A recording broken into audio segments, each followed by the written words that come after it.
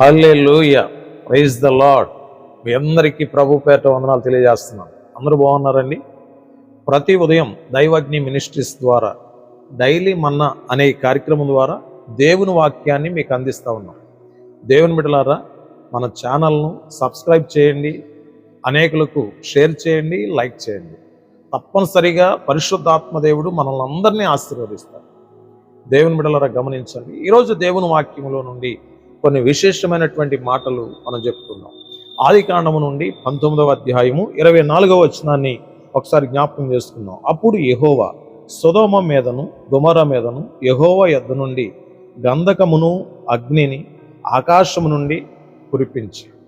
చూడండి దేవుని బిడ్డలారా, దేవుని వాక్యం చెప్తుంది కదా, సొదొమ గొమొర్రా ప్రాంతం గురించి తెలియని వారంటూ ఎవరు లేరు. చాలామంది దైవజనులు వాక్యం చెప్పినప్పుడు మనం అందరం విని ఉన్నాం. చాలామంది వాక్యంలో ఆ విశేషమైనటువంటి మాటలు కూడా చదివి ఉన్నారు. దేవుని బిడ్డలారా, సొదొమ గొమొర్రా ప్రాంతం అనగానే చాలామందికి అర్థమవుతున్నటువంటి విషయం ఏంటి తెలుసా? పాపముతో, అంధకారముతో, చీకటితో నింపబడినటువంటి ప్రాంతం, వరుస వాయి తెలియనటువంటి ప్రాంతం.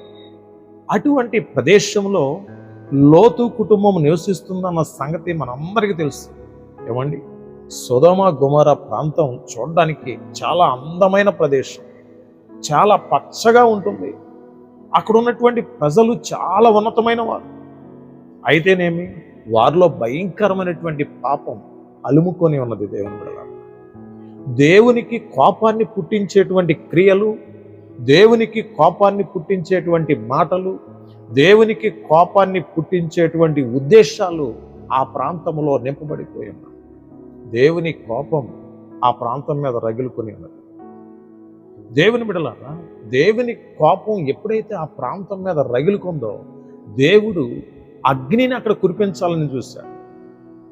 అదే సందర్భంలో అబ్రహాము సొదొమ గొమొర్రా ప్రాంతం గురించి ప్రార్థన చేస్తున్నాడు, రక్షించమని. దేవుని బిడ్డలారా, సొదొమ గొమొర్రా ప్రాంతంలో ఉన్నటువంటి లోతు కుటుంబాన్ని రక్షించమని కూడా అబ్రహాం ప్రార్థన చేస్తున్నాడు. దేవుడు అబ్రహాం ప్రార్థన ఆలకించాడు. అయితే ఆ సొదొమ గొమొర్రా ప్రాంతంలో ఒక్క నీతిమంతుడు కూడా లేకపోవటం వలన దేవుడు ఆ ప్రాంతాన్ని నశింప చేయాలని ఆలోచన కలిగి ఉన్నాడు. అబ్రహాం ప్రార్థించాడు, అయ్యా లోతు కుటుంబాన్ని రక్షించు ప్రభు అని ప్రార్థన చేస్తే దేవుడు దేవదూతలను పంపించి లోతు కుటుంబాన్ని బయటికి తీసుకురావటం జరిగింది. దేవుడు బయటికి వెళుతున్న సందర్భంలో లోతు యొక్క భార్య వెనకకు తిరిగి ఉప్పు స్తంభం అయిపోయినట్లు దేవుని వాక్యం చెప్తారు. దేవుని బిడ్డలారా గమనించండి, ఈరోజు మన కుటుంబాలు, ఈరోజు మన ప్రదేశాలు, ఈరోజు మన గ్రామాలు, మన పట్టణం, మన దేశం పరిశుద్ధత చేత నింపబడాలని మనం ప్రార్థన చేయాలి.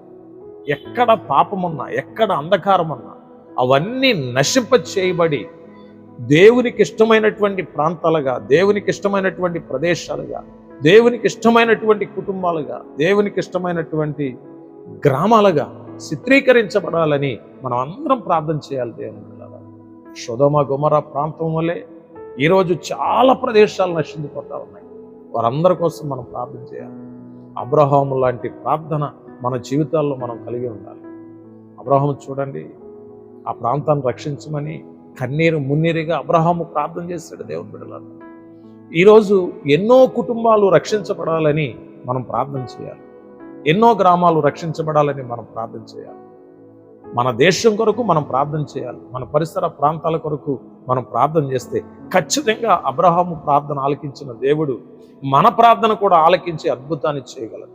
అబ్రహాము ప్రార్థన ఆలకించి సొదొమ గొమొర్రా ప్రాంతంలో నుండి లోతు కుటుంబాన్ని దేవుడు రక్షించినట్లుగా ఈరోజు మనం ప్రార్థన ఆలకించి దేవుడు మన కుటుంబాలను రక్షించాలని, మన గ్రామాలను, మన పట్టణాలను, మన రాష్ట్రాలను, మన దేశాన్ని రక్షించలాగన మనం ప్రార్థన చేద్దాం. మీరు ఎక్కడున్నా దయచేసి ప్రార్థనలో ఏకీభవించండి, ప్రార్థన చేసుకుందాం. ప్రార్థన. మహాపరిశుద్ధుడైన తండ్రి, మీకు వందనాలు, స్తోత్రాలు. సొదొమ గొమొర్రా ప్రాంతం మీద నీ కోపం రగిలుకుంది నాయన, అగ్ని కురిపించబడింది. దేవా, ఈరోజు ఏ కుటుంబం మీద, ఏ గ్రామం మీద, ఏ పట్టణం మీద, ఏ దేశం మీద నీ కోపం రగిలికొనకుండా ఉండినట్లు సహాయం చేయండి అయ్యా. అనేకులకు రక్షణ ఇవ్వండి, అనేకులకు మారు మనసునివ్వండి, అనేకులకు పాప క్షమాపణ అనుగ్రహించండి. ఈ వాక్య సందేశాన్ని వింటున్నాం మా బిడ్డలందరినీ ఆశీర్వాదకరంగా మార్చమని యేసు నామములో ప్రార్థిస్తున్నాం తండ్రి. ఆమేన్. God bless.